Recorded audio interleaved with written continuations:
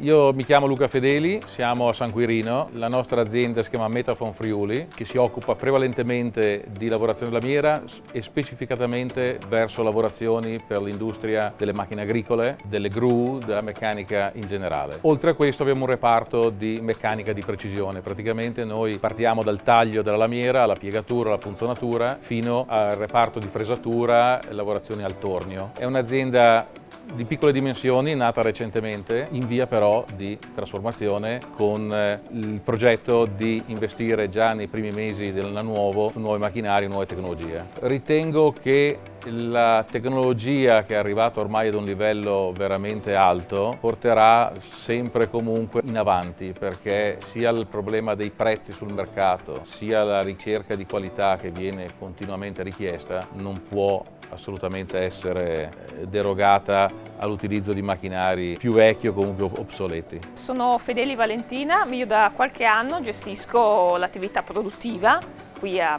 Metalform Friuli. Mi occupo di tutto il reparto amministrativo. Io personalmente punto tanto sulle nuove tecnologie, anche i macchinari hanno software e controlli sempre più all'avanguardia tecnologici. Vai più veloce nelle lavorazioni, è molto più facile trasferire i disegni dall'ufficio tecnico alla macchina.